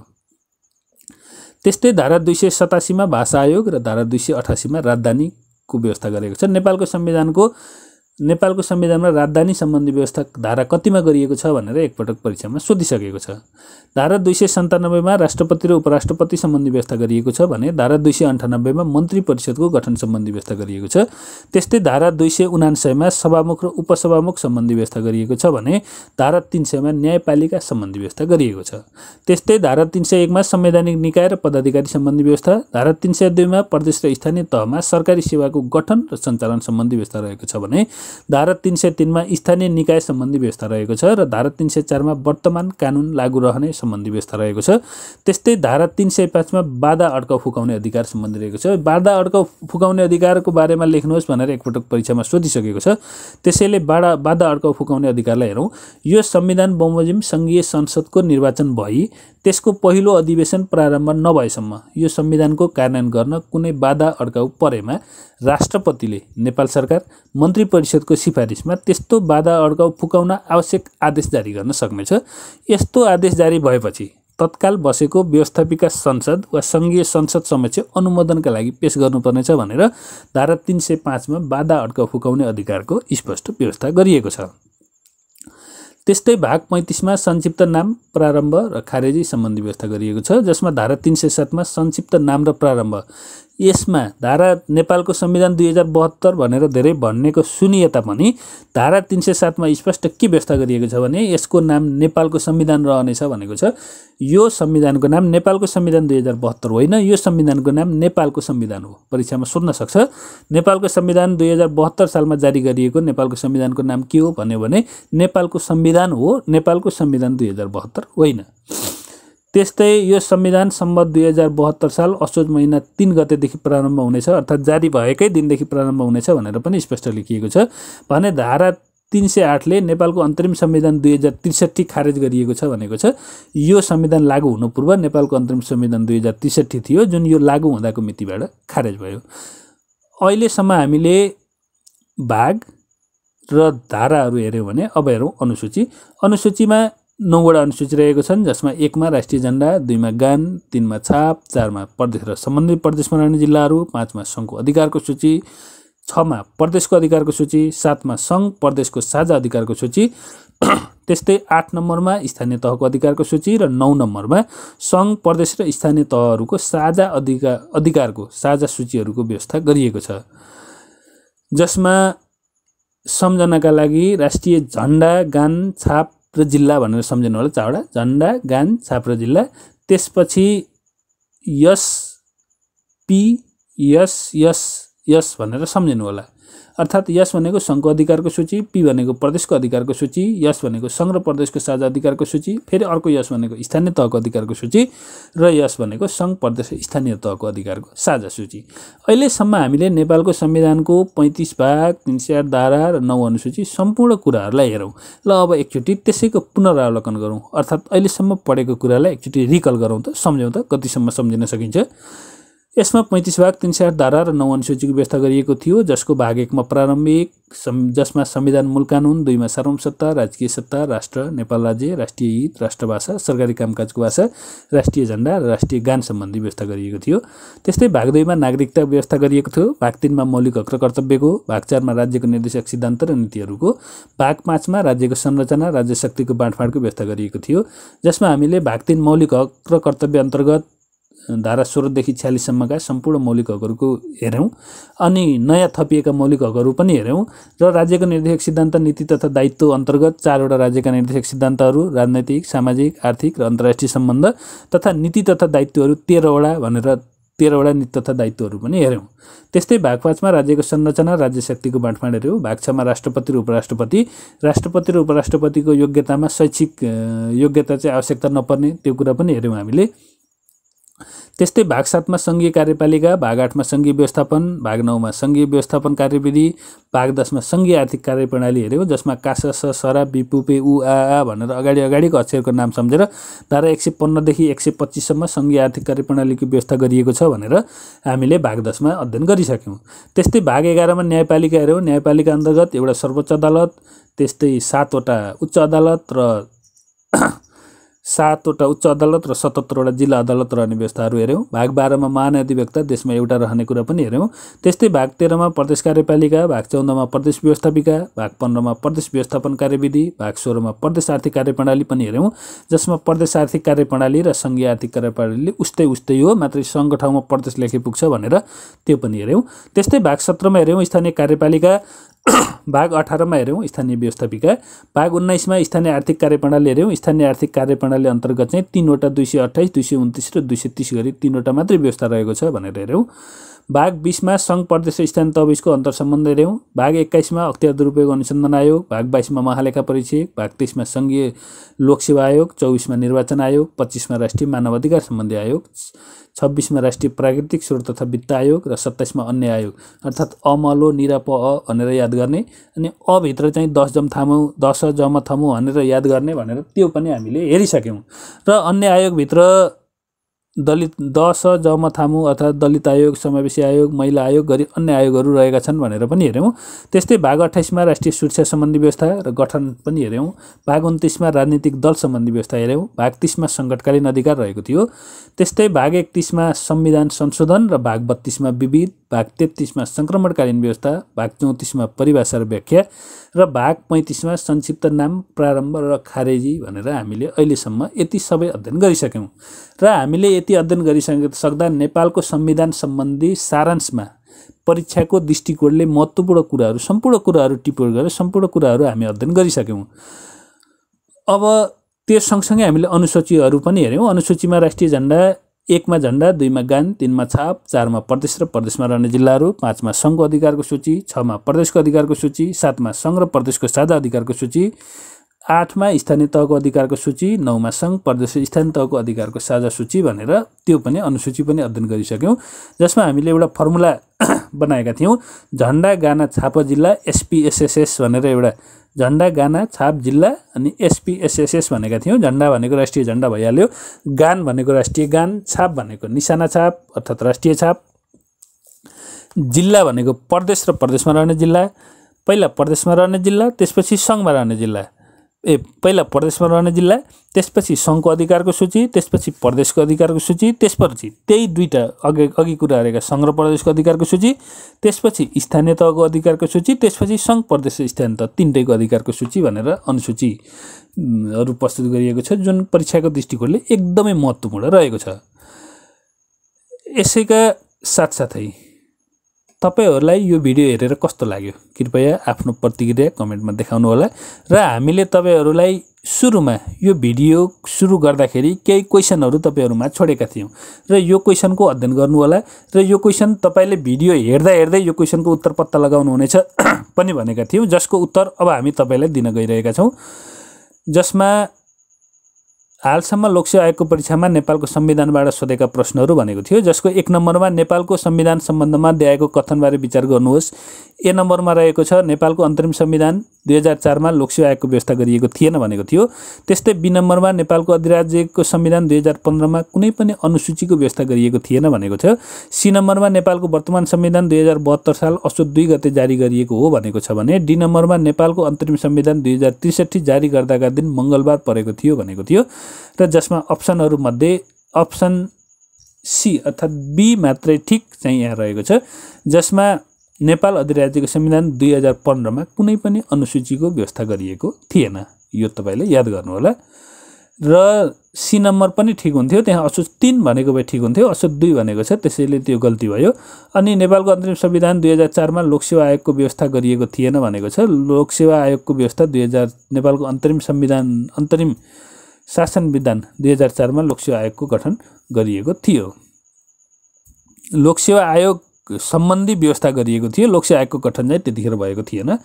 त्यस्तै प्रश्न नम्बर 2 मा छ वर्तमान नेपालको संविधानमा राष्ट्रपति हुनका लागि कम्तीमा कति वर्ष पुरा उमेर भएको हुनुपर्छ भनेमा हामीले राष्ट्रपति सम्बन्धी व्यवस्था र राष्ट्रपतिका लागि न्यूनतम योग्यतामा हेरिसक्यौं, जसको उत्तर रहेको छ 45 वर्ष अर्थात अप्सन ए। त्यस्तै प्रश्न नम्बर 3 मा रहेको छ वर्तमान संवैधानिक व्यवस्था अनुसार राज्यको निर्देशक सिद्धान्त नीति र दायित्वको प्रगतिशील कार्यान्वयन भए नभएको अनुगमन मूल्याङ्कन कसले गर्छ भनेको थियो, जुन हामीले अध्ययन गर्दाखेरि राज्यको निर्देशक सिद्धान्त नीति र दायित्व सम्बन्धी सम्पूर्ण अधिकार उक्त सदनलाई हुनेछ। त्यस सम्बन्धी प्रश्नहरू अदालतमा उठाउन पाइने छैन भनेर पनि हामीले पढिसक्यौं, जसमा राष्ट्रपति, संघीय संसद, प्रधानमन्त्री तथा मन्त्री परिषद कार्यालय र कसैले पनि गर्न पाउँदैन भनेको छ। यसको अनुगमन र मूल्याङ्कन चाहिँ संघीय संसदले आफै संसदले चाहिँ गर्न पाउनेछ, अर्थात सी नम्बर एन्सर। त्यस्तै प्रश्न नम्बर 4 मा रहेको थियो नेपालको संविधान सम्बन्धी विभिन्न अनुसूचीहरू र सो अनुसूचीमा रहेका विषयहरू जोडा मिलाउनुस् भनेको थियो, जसमा निशाना छाप संघको अधिकारको सूची, प्रदेशमा रहने जिल्ला, स्थानीय तहको अधिकार भनेको छ। निशाना छाप अनुसूची 3 मा थियो, प्रदेशमा रहने जिल्ला अनुसूची 4 मा, संघको अधिकारको सूची अनुसूची 5 र स्थानीय तहको अधिकार अनुसूची 8 मा रहेको थियो, जसमा अप्सन डी चाहिँ सही उत्तर रहेको छ। प्रश्न नम्बर 5 मा रहेको छ नेपालको संविधानमा राष्ट्रिय झण्डाको आकार ले निर्धारण गरे बमोजिम हुनेछ भन्ने व्यवस्था रहेको छ भनेको छ, जसमा संघीय कानून, जिल्ला प्रशासन कार्यालय, नेपाल सरकार, राष्ट्रिय झण्डा सम्बन्धी व्यवस्था भनेको छ। अब यसमा यतिकै लोजिकले पनि पत्ता लाग्न सक्छ, एउटा राष्ट्रिय झण्डा सम्बन्धी कानून नेपालको त्यस्तो राष्ट्रिय झण्डा सम्बन्धी कानून भन्ने त बनेको नै छैन। जिल्ला प्रशासन कार्यालयले एउटा जिल्लालाई मात्रै हेर्ने हुँदा राष्ट्रिय झण्डाको कुरा जिल्ला प्रशासन कार्यालयले भन्दैन, किनभने जिल्ला प्रशासन कार्यालय त नेपालमा 77 वटा छ। जिल्ला प्रशासन कार्यालयलाई दिने भने त राष्ट्रिय झण्डाको विषयमा फेरि विवाद हुन सक्छ, त्यसैले यो चाहिँ नेपाल सरकारले नै हेर्ने हो, अर्थात अप्सन सी चाहिँ सही उत्तर हो। प्रश्न नम्बर 6 हेरौँ। नेपालको वर्तमान संविधान अनुसार संघीय संसदको कुनै पनि सदनको बैठकमा सम्पूर्ण सदस्य संख्याको सदस्य उपस्थित नभएसम्म कुनै प्रश्न वा प्रस्ताव निर्णयका लागि पेश हुने छैन भनेको छ। अघि नै पनि हामी कुरा गर्यौं, यो 25% चाहिँ कम्ती यहाँ उपलब्ध हुनैपर्छ, अर्थात अप्सन सी 1/4 चाहिँ सही उत्तर हो। त्यस्तै प्रश्न नम्बर 7 हेरौँ। नेपालको वर्तमान संवैधानिक व्यवस्थाबारे तलका कथन सम्बन्धमा विचार गर्नुहोस् भनेको छ, जसमा 4 वटा अप्सन दिएको छ। राष्ट्रिय प्राकृतिक स्रोत साधन तथा वित्त आयोगमा अध्यक्ष सहित बढीमा 4 सदस्य रहन्छन् भनेको छ। त्यस्तै नेपाली सेना सम्बन्धी व्यवस्था संविधानको धारा 267 मा व्यवस्था गरिएको छ भनेको छ। नेपालको स्वतन्त्रता, भौगोलिक अखण्डता, स्वाधीनता र जनतामा निहित सार्वभौमसत्ता नेपालको संविधानको व्यवस्था गरेको असंशोधनीय प्रावधान हुन् भनेको छ भने वर्तमान संविधानमा 35 भाग 309 धारा र 9 अनुसूची रहेका छन् भनेको छ, जसमा बी र डी मात्रै सही, ए र बी मात्रै सही, बी मात्र ठीक र सी मात्र ठीक भनेको छ। अब हेरौँ त एकचोटि, पहिला डी हेरौँ। 35 भाग 308 धारा 309 धारा भनेको छ भनेपछि डी सही भएन। डी सही नभइसकेपछि हाम्रो ए अप्सन चाहिँ गलत भयो, अनि ए र बी मात्रै ठीक, बी मात्रै ठीक, सी मात्रै ठीक, यी अरु अप्सन चाहिँ हुन सके। त्यस्तै सी नम्बरमा, सी अप्सनमा हेरौँ। नेपालको स्वतन्त्रता, भौगोलिक अखण्डता, स्वाधीनता र जनतामा निहित सार्वभौमसत्ता नेपालको संविधानले व्यवस्था गरेको असंशोधनीय प्रावधान हुन् भनेको छ। नेपालको स्वतन्त्रता होइन, नेपालको सार्वभौमसत्ता हो, त्यसैले सी पनि गलत भयो। त्यस्तै नेपाली सेना सम्बन्धी व्यवस्था संविधानका धारा 267 मा व्यवस्था गरिएको छ भनेको छ, यो एकदम सही छ। र ए नम्बरमा राष्ट्रिय प्राकृतिक स्रोत साधन तथा वित्त आयोगमा अध्यक्ष सहित बढीमा 4 सदस्य भनेको छ, बढीमा 4 होइन, बढीमा 5 सदस्य हो। त्यसैले ए पनि गल्ती छ, अर्थात् बी मात्रै ठिक, अर्थात् अप्सन सी चाहिँ सही उत्तर हो। अब जाउँ प्रश्न नम्बर 8 मा। नेपालको संविधान सम्बन्धी दिएको समूहबीच जोडा मिलाउनुस् भनेको छ। निर्वाचन आयोग, अध्यादेश, संघीय सञ्चित कोष, राजनीतिक दलको गठन भनेको छ, जसको सही उत्तर रहेको छ ए को 3, अर्थात् निर्वाचन आयोगको व्यवस्था धारा 245 मा गरेको छ। त्यस्तै अध्यादेशको व्यवस्था धारा 114 मा, संघीय सञ्चित कोषको व्यवस्था धारा 116 मा र राजनैतिक दल सम्बन्धी व्यवस्था धारा 269 मा व्यवस्था गरिएको छ। त्यस्तै प्रश्न नम्बर 9 रहेको छ। नेपालको संविधानमा नेपाल प्रहरी, सशस्त्र प्रहरी बल, राष्ट्रिय अनुसन्धान संगठन सम्बन्धी व्यवस्था कुन धारामा गरिएको छ भनेको छ, जसको सही उत्तर रहेको छ धारा 268 मा व्यवस्था गरिएको छ। त्यसैले यतिन्जेल तपाईले यो भिडियो हामीसँग रहनुभयो, सँगै रहनुभयो, हेर्नुभयो, तपाईलाई धेरै धेरै धन्यवाद। र यति भिडियो हेरिसकेपछि तपाईलाई हाम्रो भिडियो कस्तो लाग्यो कृपया तपाईको मनमा लागेका कुराहरू कमेन्टमा लेखिदिनु होला। तपाईलाई राम्रो लाग्छ, राम्रो छ भनेर लेखिदिनुस्। तपाईलाई नराम्रो लाग्यो अथवा केही सुधार गर्नुपर्ने लाग्यो भने यस्तो सुधार गर्नुपर्ने छ भन्ने लेखिदिनुस्। हामी त्यही अनुसार आगामी भिडियोहरू बनाउने प्रयास गर्नेछौँ। र नेपालको संविधान सम्बन्धमा आज हामीले प्रस्तुत गरेका विषय मात्रै महत्त्वपूर्ण होइनन्, यी हामीले अति महत्त्वपूर्ण विषयहरूलाई टिपोट गरेर तपाईहरु सामु सम्झिन अर्थात् पढ्न अर्थात् छोटो समयमा तयारी गर्नका लागि सजिलो होस् भन्ने हिसाबले विषय प्रस्तुत गरेका हौं। र यसबाहेक तपाईले गहन अध्ययनका लागि संविधान पुरै हेर्नुपर्ने नै हुन्छ, संविधान पुरै हेर्नु नै आवश्यक हुन्छ। र हामी आगामी दिनहरुमा पनि यस्तै भिडियोहरू अपलोड गर्दै जाने हुनाले तपाईहरुले हाम्रो भिडियो हेर्न चाहनुहुन्छ आगामी दिनमा भने पनि कृपया च्यानललाई सब्स्क्राइब गरिदिनु होला र लाइक गरिदिनु होला। साथै तपाईहरु जस्तै अन्य तयारी गरिरहनु भएका सामु यो भिडियो पुर्याइदिनु हुनका लागि कृपया शेयर गर्न नभुल्नु होला। यतिन्जेल हामी सँगै रहनु भएकोमा हजुरलाई धेरै धेरै धन्यवाद।